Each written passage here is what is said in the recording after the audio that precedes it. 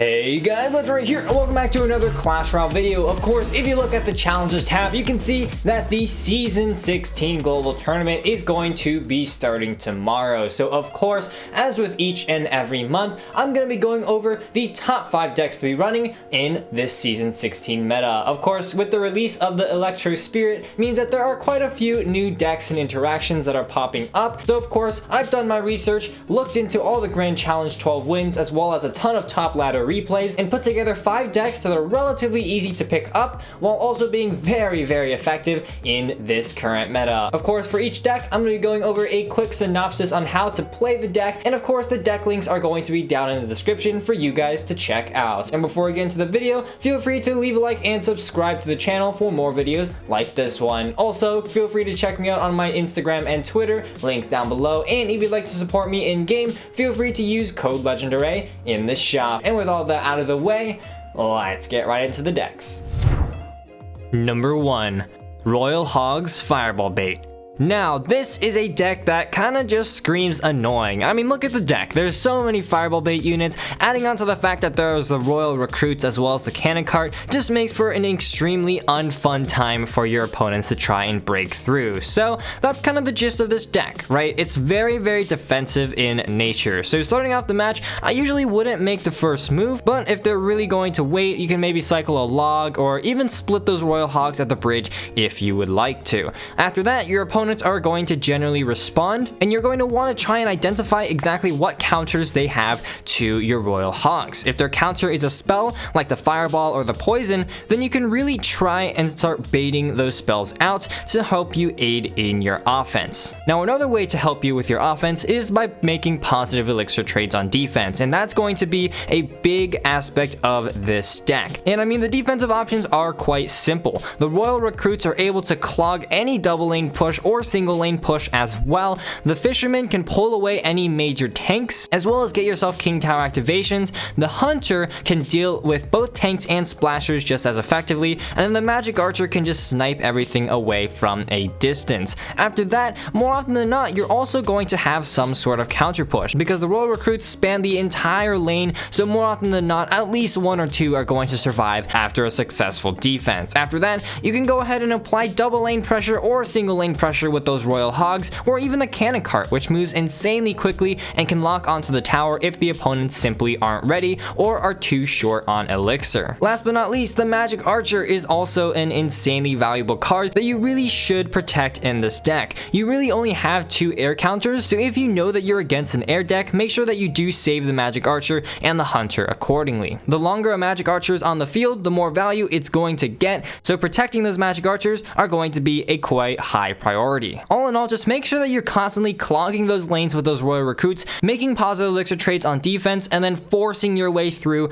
onto your opponent's side with just the overwhelmingly large amount of units that the Royal Recruits and the Royal Hogs can deliver.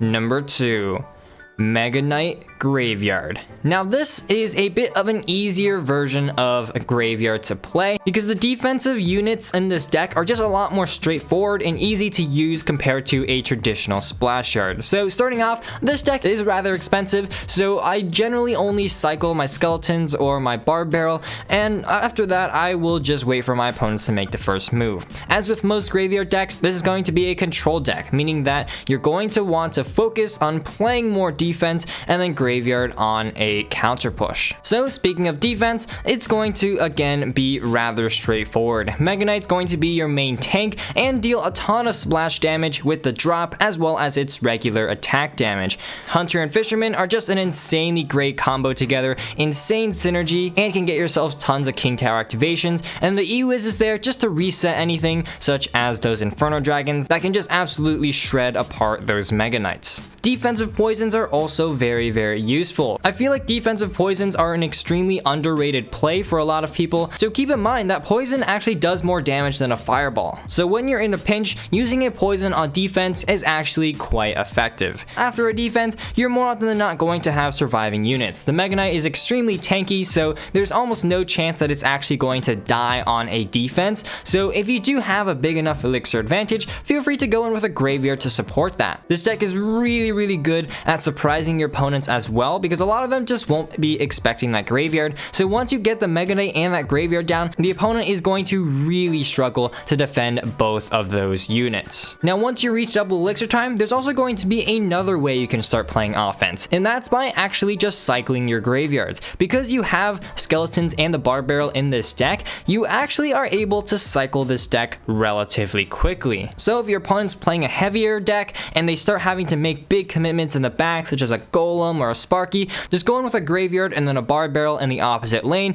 play down those skeletons, and you can honestly just constantly be cycling those graveyards, forcing your opponents to respond so that they simply cannot build a push in the opposite lane or build up the push that they want to build. This also pretty much guarantees chip damage onto your opponent's tower as well, because no matter what, the graveyard is going to get 1 or 2 skeleton hits every single time. And if you add on a poison as well, you're usually going to be able to clear out a lot of your opponent's counter push potential. So all in all, just make sure you start off the game controlled, but once you make it later and later into the match, you can begin to really turn up the heat and utilize a bit of a faster cycle.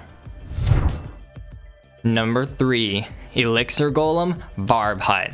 Now, as much as it pains me to say this, this deck has made a little bit of a return in this current meta. So, yeah, I mean, this deck is relatively straightforward, but to give a quick synopsis, starting off the match, you're going to be cycling some of your cheaper cards. Barb Barrel at the bridge, Heal Spirit, or if you have it in hand, you can play that Barb Hut as the first play. Because it's such a tanky card, there usually aren't too many repercussions, and you can usually get away with it pretty scot-free. After that, what you're going to want to do is, of course, begin building up an Elixir Golem push. So this is going to be, of course, pretty simple. Just play that Elixir Golem in the back and support it with your healer, both your dragons, as well as that Heal Spirit. One important note when playing these Elixir Golem decks is that you're really going to have to go all in on these pushes, or else your opponents are just going to absolutely destroy the Elixir Golem, gain a massive Elixir advantage, and steamroll you with a counter push. So instead, what you want to do is really go all in on these pushes,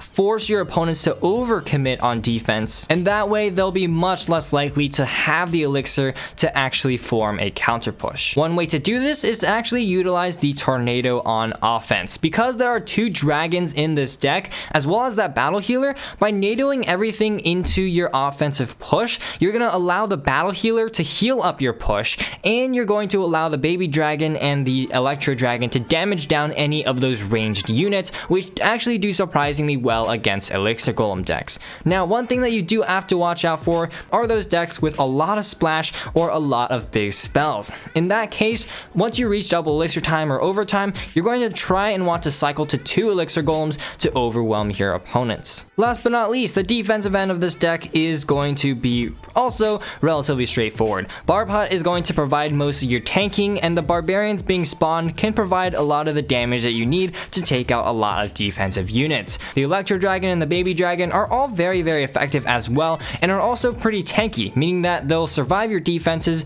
and give you opportunities to counter push with those Elixir Golems. Last but not least, the Battle Healer on defense can also provide a lot of value by healing up those Baby Dragons and also allowing for even more counter push potential. The synergy in this deck is actually insane, and as much as I hate to say this, is also very effective.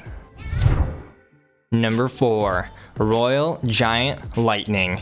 Now, there are actually 2 different variations of Royal Giant that are very effective. This is one of the variations that I feel like is a little bit easier for players to pick up. So this is a bit of a more traditional style of Royal Giant deck, meaning that you're going to be building up those big Royal Giant pushes, going in with that lightning to take out defensive units in order to break through your opponent's defenses. So starting off the match is going to be a little bit more of a slow playing deck. Cycling those Barb Barrels and those Heal Spirits are all fine plays, but personally I would like to cycle that Goblin Cage in the center. That's a 4 elixir commitment that will usually force your opponents to play something in response, and that's exactly what you want in this type of deck. If they play something that is a high DPS unit, then you can consider Royal Giant opposite lane or Royal Giant in the back, because you know that one of their major tank dealers is out of cycle. Alternatively, you can also cycle one of your defensive cards, defend whatever they have coming in, and then Royal Giant out onto a counter push. The offense of this deck is relatively simple, but you have to know what they have to counter the Royal Giant.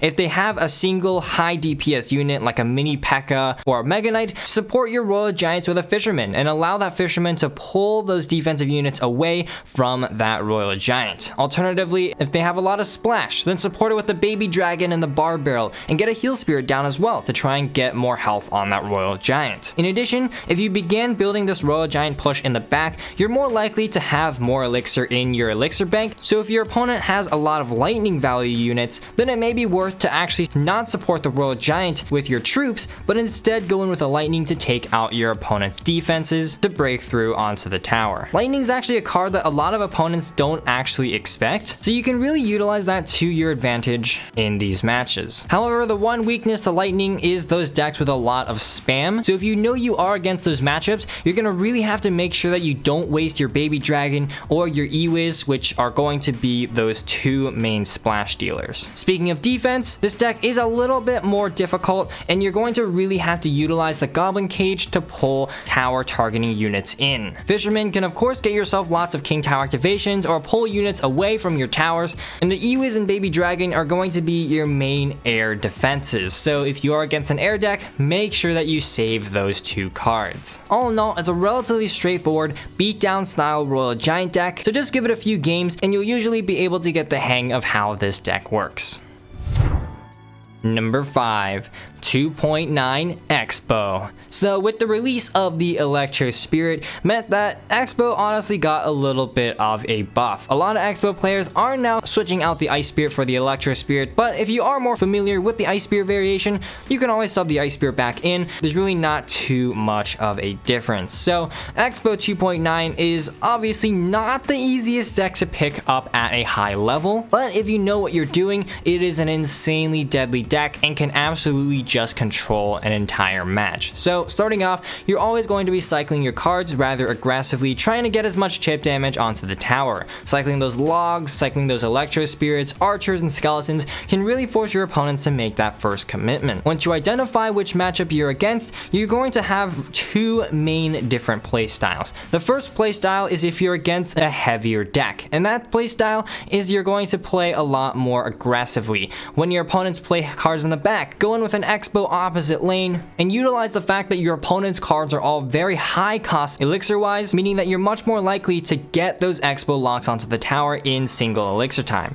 However, if you're against another cheaper deck, then you're going to focus on playing more defensively, going in with defensive Teslas, trying to cycle back to multiple sets of Teslas, cycle back to multiple sets of archers, as well as constantly cycling those Expos in order to try to outcycle the opponent's counters. Now, one important thing to note is that defensive Expos are also insanely useful. By playing an Expo on defense followed up by a Tesla, you're usually able to build up such a significant defensive presence that you can make positive elixir trades, use your cycle cards to cycle back to a second Expo, and play down that Expo while your opponents are low on elixir after their own push. The cycle of this deck is just so fast that you can really abuse that cycle to defeat even the hardest matchups. In terms of defense, you can cycle multiple Teslas, multiple archers, and multiple fireballs, and on offense, you can cycle multiple Expos to keep that high pressure. Last but not least, spell cycling is an extremely viable option in this deck, especially once you've reached that triple elixir time. You can begin to cycle fireballs so quickly, and so even against a tough matchup,